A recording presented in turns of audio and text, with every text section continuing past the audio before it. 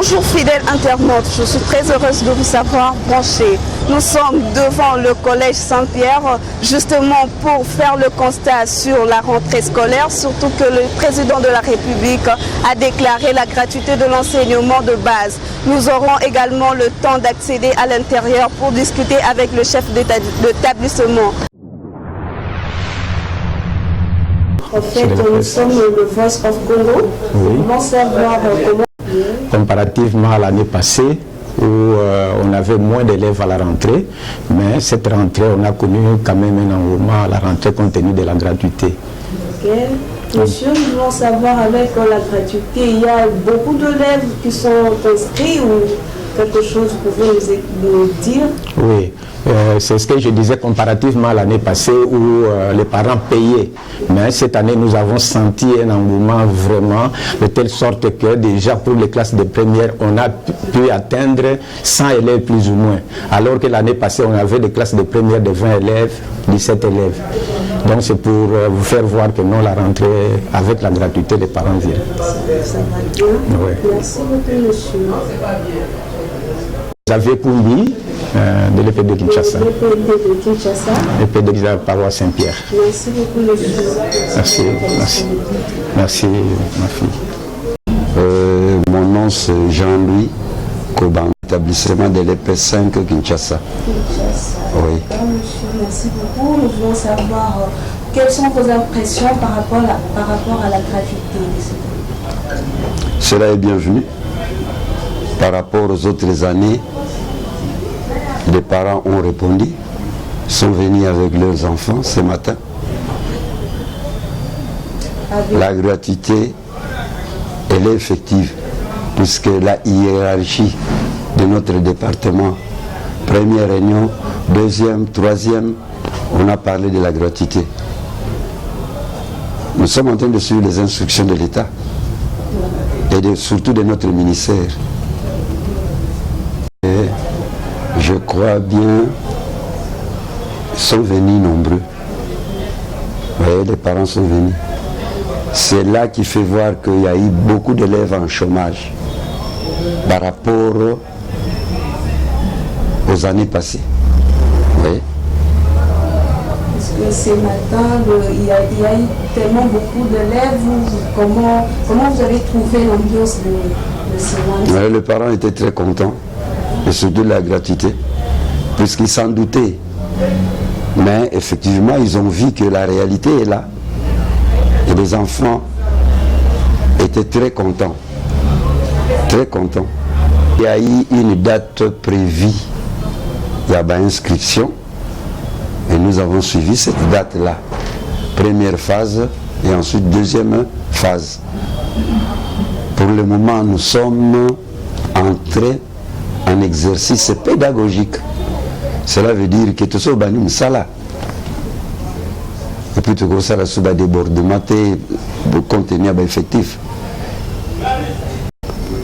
En suivant les instructions, ndenge baebisaki biso na ba réunion, gratuité ezali na niveau primaire, de première année jusqu'en 6e année. Et ensuite au niveau secondaire, classe, il y a première année et commis 7e. Classe, il y a deuxième année et commis 8e.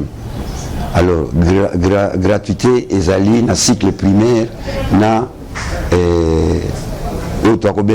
première, deuxième et commis 7e et 8e. Mais na niveau maternel, c'est payant. Et troisième des humanités est commis première, quatrième est commis deuxième, cinquième est commis troisième, sixième pour aussi le cycle complet à l'humanité est commis. Répondez. Ça vous avez bien. Ah, alors ce qui aussi ici on a par après, c'est l'examen d'état. Donc il y a une modification.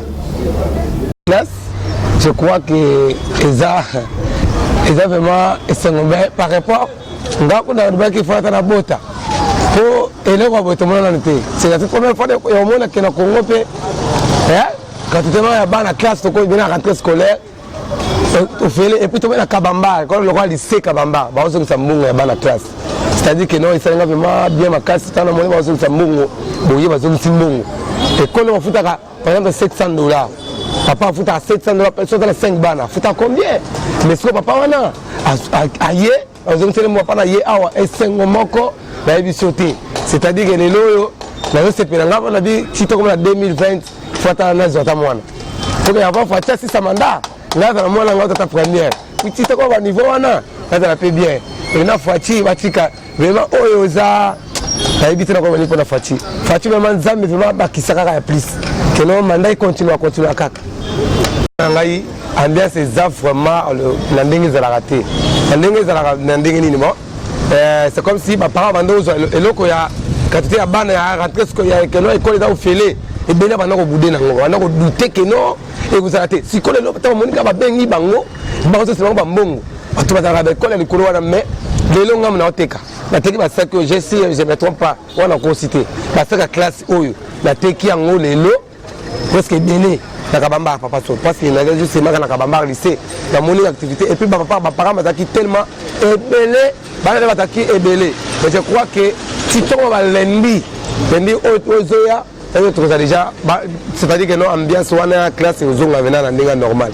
Et puis, tout le monde fait chef d'État qui visiter l'école auto si ça coule dans l'emba. Et c'est-à-dire que c'est des choses bien. Pour ça, tu as l'information il y a minute et seconde. Et beaucoup de c'est-à-dire que tu as l'information il y a pour te dire que non, c'est bon, la rôle de la fanatique n'a été. Pour ça, c'est bien la rôle de la pour le roi, c'est malade, c'est-à-dire que non, Fatih, tu as 7 mois.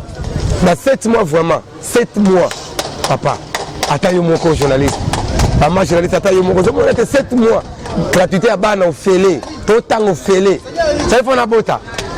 Il faut la bota vraiment. Et puis, tu dis que tu as ça va me calawana mobutu.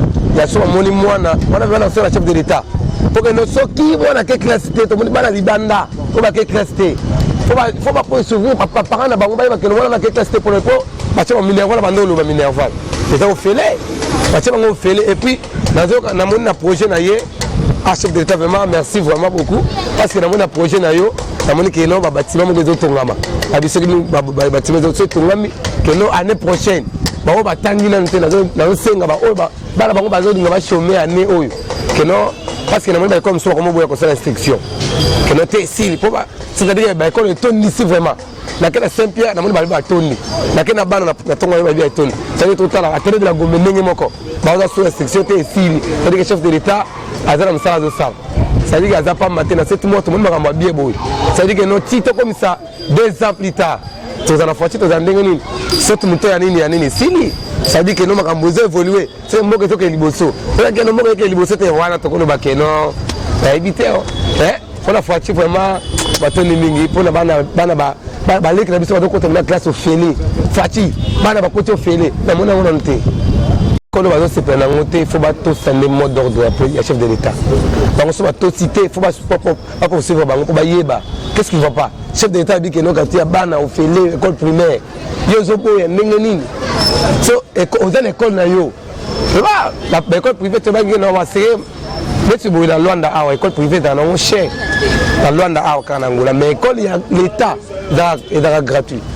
dans Luanda à tout le monde dans Luanda et des pays même qui et qui congoté et qui congoté mais bana autant fait bon ka biso à tout ça ebelé donc na habité ton ebelé na moka donc na zomona na makam fatia le bagi que non na mboko akole ça 200 millions de personnes pour tout ça 80 mais ça 200 millions de personnes c'est-à-dire que non c'est-à-dire que mon bateau va tirer 121 ans on te récupérer et ça quand tu sais que bana batango fêlé tout le monde en côté tout le monde en côté papa déjà mariboso tout le monde en côté na Congo et puis confirmer les lots pour confirmer ngaba beta de soloté na kenda qui pour na mona c'est vrai mais il faut moi nga fala na bota mona pas que à quelle classe il faut na bota vraiment mona que classe pour ta la cac chate pour habiter na ko banini c'est normal ba msu ba bandi lelo te po ba para msu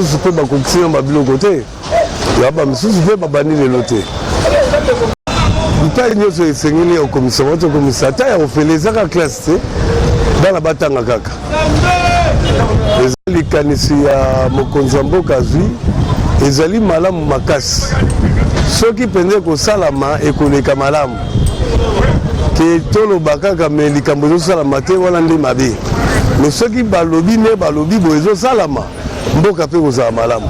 Chers internautes, c'est par ici que s'arrête notre magazine. Merci de l'avoir suivi et restez branchés sur www.voicecongo.net.